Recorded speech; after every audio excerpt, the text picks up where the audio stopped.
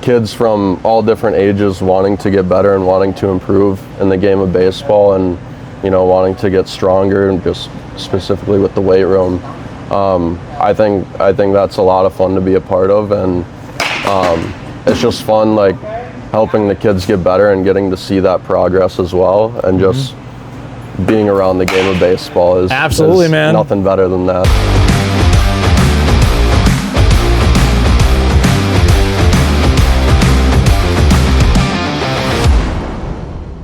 This is the Complete Athlete Podcast, where we get you to your next level in your sport and in life.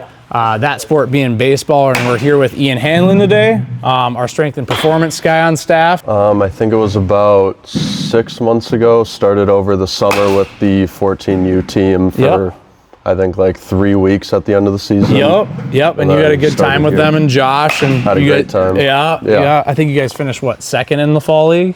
I honestly don't know, but you were there the last weekend. We did well in the few tournaments that I helped out with, so absolutely. That was a great end to the season. Oh, 100%. And when you started coming around, Josh was telling me like you just were like he's getting on them over there at first base, making sure they're doing their base routes correctly. But I did my best. Yeah, 100%, man. And I know you're just getting into coaching, and it's good to have you on staff here. Appreciate it.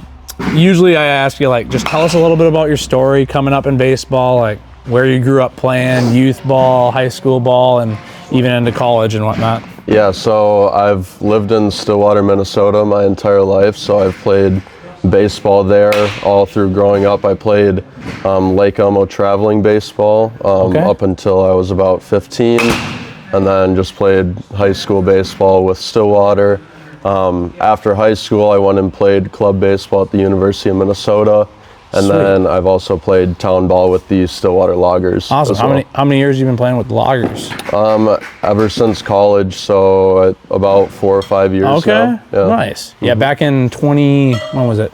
Probably 2012, 2013, a long time ago. I played with the St. Paul Mudhens, and we played the Loggers quite a bit. Yeah, those guys are pretty good. Yeah, are they? We were not good when we first came up. It was basically like a bunch of young guys. Yeah, we had mostly young guys, and our coach or manager, he had taken over for some guy, and he was. I played club baseball with him. At Minnesota as well, so he kind of got me into the Loggers too. Oh yeah, that's how it goes. He was trying to recruit some more players. That's literally what Joey's been doing with all of our players, playing with the Minneapolis River Rats now. So it's kind of like once you get that initial crew in there, you're like, all right, everybody come on in. Let's get a group going. But do you have a really young team right now, or do you have some? It's pretty young. Yeah. We've had a lot of college guys kind of cycle through. Okay. And sometimes when guys are done playing college ball, they'll just be done playing in the summer as well. Yeah.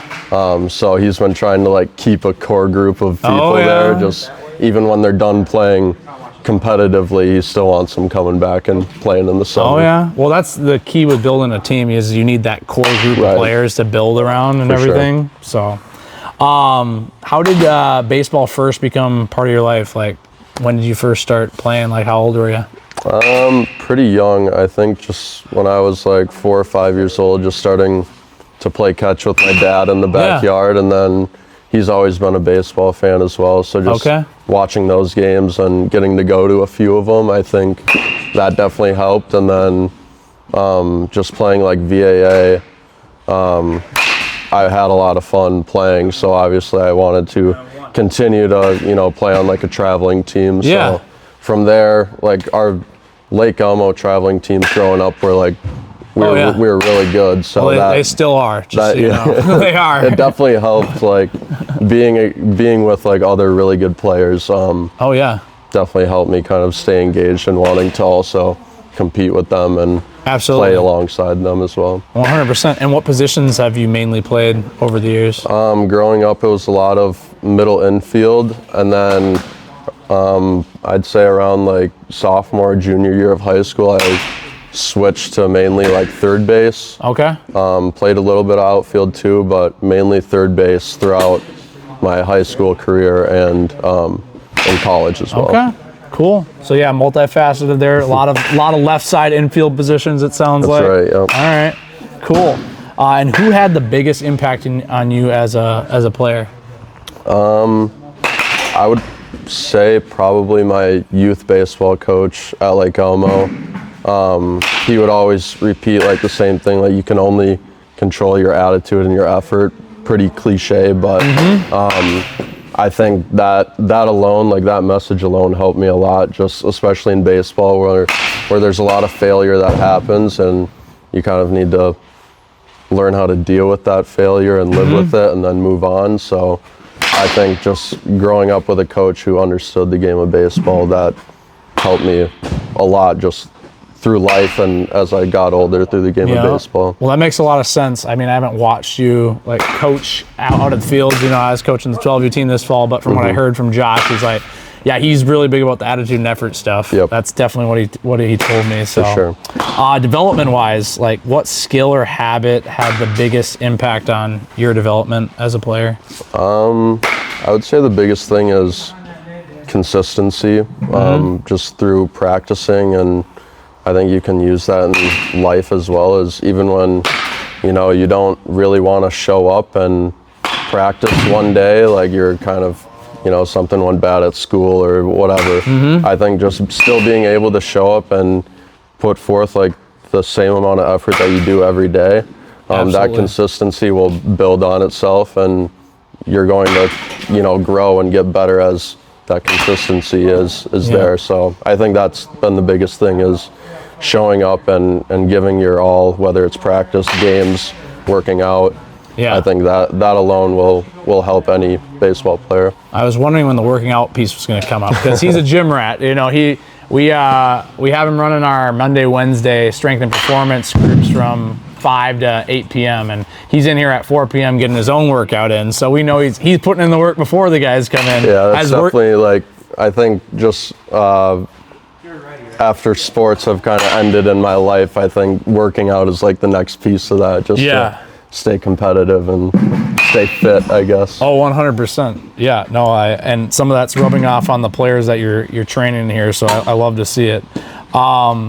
What's one training mistake young players should avoid from what you have maybe seen? I know it's been I think the biggest thing, I mean, that we've talked about already is like the form. Like a lot of players like to focus on like, oh, how much weight can I move? Like how much can I like bend, or like especially with the deadlifts that we do, it's like how much weight can I lift off the ground? Well, none of that really matters if the form isn't there, if you're not doing it correctly, because you can maybe lift off like a lot of weight, but then you're, you know, hurting your back, or you're not building yourself up for like the next step. So I think the biggest thing is a lot of people don't really focus on the form or like really controlling the weight. But when you really focus on the form and the control of it, that's when you're going to see like physical growth, as well as like actually your body feels good when you're doing it as well. And a lot of the reason why we like the type of programs that we run, just with the strength and performance piece of it, is to make the baseball movements cleaner. Like that's the whole piece of it, you know. Like we obviously want to hit the ball further, and that comes with, you know, gaining weight and being able to lift more weight. But is that movement clean and efficient? And you alluded to that, so good stuff. From a mindset and leadership standpoint, how do you respond after a failure or a bad game yourself, since you still play some town ball with the Loggers and whatnot? Yeah, I think, I don't know, just growing up, like dealing with, you know, a bad at bat, or if you have an error in the field or something, what I was always told is you got to have a short memory when it comes to those things. You got to, like, a lot of coaches would say you have to like think like a goldfish, because you're gonna they forget it right away. So I think it's kind of finding the balance between like maybe learning from a mistake that you make, and then also just like washing it so it doesn't continue to affect you the rest of the game or the rest of the season, whatever it may be. So that's been the main thing for me, is kind of you think about it for, I don't know, maybe like 30 seconds. Then after that, it's in the past, it's gone, you can't do anything about it. So that's when you go and focus on making the next play and getting the next hit, whatever that may be. Yeah, we see a lot of kids, you know, as they're going through these developmental years, like 14, 15, 16, like, you know, whether they're trying to impress their buddies, like doing well on the field. They're putting too much pressure on themselves. Right. Like they get into that mood or that mode, and the best way is to really kind of do what you did, is just like think like a goldfish. You're not the first guy who's told me that, but it's a really good pointer. Yeah, growing up, like that was a big issue that I had, was I would focus a lot on that, and that was kind of something where I had to grow and learn throughout my time growing up. So I definitely understand where people are coming from. Like it definitely is a learning process when it comes to those things. Oh yeah, 100%. What separates athletes who keep improving from those who stall out? I don't know. I would go back to the consistency part, especially I think with younger kids around the maybe like 10 to 13 age, where there's certain kids who are a lot better than other kids, and then when they start getting to that like 15 age range, you can definitely tell the kids that continue to put in the work and the other kids who are maybe just relying on their talent that they had at 12 years old. Yeah. So I think even if you're good even if you're the best player on your team when you're 12 or 13, it's not always going to be that way unless you continue to put in the work, because there's always going to be someone else out there who will outwork you and who will want it more than you if you're just going to sit back and say, I'm fine where I'm at. So I think always wanting to improve is probably the biggest part of it. Josh and I were talking about it right before you came in, and basically, even though we have like our training sessions here where the kids come in, 2 hours on Monday and 2 hours on Wednesday, like we can see the true progress from the kids that come in on off days and get their extra work in on their own, on the tee and in the weight room and things like that. And so that's a telltale sign of like where they're going to be, in the next 6 months or year. Just all those that extra work. What does leadership look like when no one is watching? I guess the biggest thing that I've seen just from kids here in the weight room the past like 2 to 3 months is like giving 100% the whole time, because you can, with some of the lifts that we do and other things, like it's possible for kids to just go through the motions and like they're doing the med ball slam, but are they really like giving 100% effort? Like, because if you're giving like 50%, you're not going to be getting any better. All you're doing is just moving your body a little bit. I think the biggest thing is not going through the motions, but being very like intentional about each workout and each rep, whether it's like in the cage or you're pitching, just being intentional about each rep and saying like, hey, I'm gonna give 100% of my effort on each rep, because that's also when you're going to see that growth. Absolutely. No, I couldn't agree more. And that kind of brings me into the next question, like why do some athletes succeed at the next level and others don't? And that next level could be varsity baseball, that next level could be club baseball in college or college baseball or whatever. Yeah, and just what I just answered with could probably answer that same question, but to add on to that would be asking questions to coaches and like asking like, hey, like how can I get better at this? Like how can I like make this feel better? I don't know, like something like that. Yeah, not just like, it's what you're saying is the kids that you see not progressing as much are the kids that go through the motions, but the kids that are actually wanting to get better, like they're intentionally putting that work in each rep, but then they're also like after their sets like, hey, am I doing this right? Like what can I do better? And I will say that a lot of like either high school coaches or just coaches in general, like they can tell when people are putting in that effort, and they can, like when kids are asking questions and like clearly wanting to get better, like coaches and anyone, like they'll take notice on that, and they'll like want to help the kid even more when they know that they're actually wanting to get better. Yeah, and I don't have this on the list, but what excites you about being a part of the Complete Athlete coaching staff now as of the last 5 or so months? I mean, I think just being around kids from all different ages wanting to get better and wanting to improve in the game of baseball and, wanting to get stronger, and just specifically with the weight room.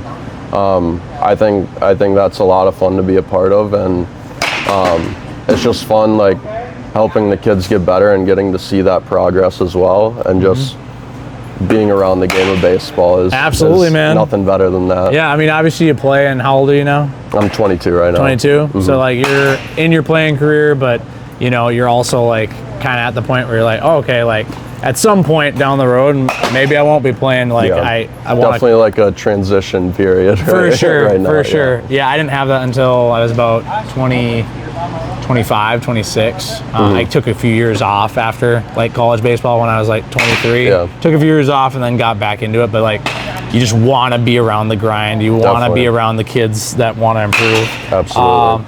Rapid fire questions. Favorite stadium you've been to, or just favorite stadium in general? I haven't been to the stadium before, but it's definitely on my list. The San Francisco Giants stadium would definitely be up there for me. You gotta jump in the bay and see if you can find some of the baseballs. Yeah, whenever I see it on TV, it just looks such a cool atmosphere. I know. I remember when Barry Bonds was doing the home run, like chasing Hank Aaron and everything, and he's just hitting bombs out there. Yeah, people are just diving out of the boats. Yeah, that'd be a blast. Right. You're probably just being born then. Yeah, I was not. I wasn't around the Barry Bonds time as much. Oh, but yeah, no, that's what I think of it back then. And then, are you more of a pitcher or a hitter? Definitely more of a hitter. Okay. I never pitched all that much. Okay. Yeah, definitely more of a hitter. All right. Where'd you hit in the lineup? I was more of like a 5-6 spot on my team. All right. So a little bit of power getting some of those guys in. Yeah. One drill that you think every player should commit to. I know you're in the weight room a lot of the time. Maybe it's one lift that they should commit to, or one drill in infielding that you can think of, or hitting. It's a good one. I think, just thinking of the weight room right now, I think just doing the trap bar deadlifts is such a big one, because it's really like a full body lift.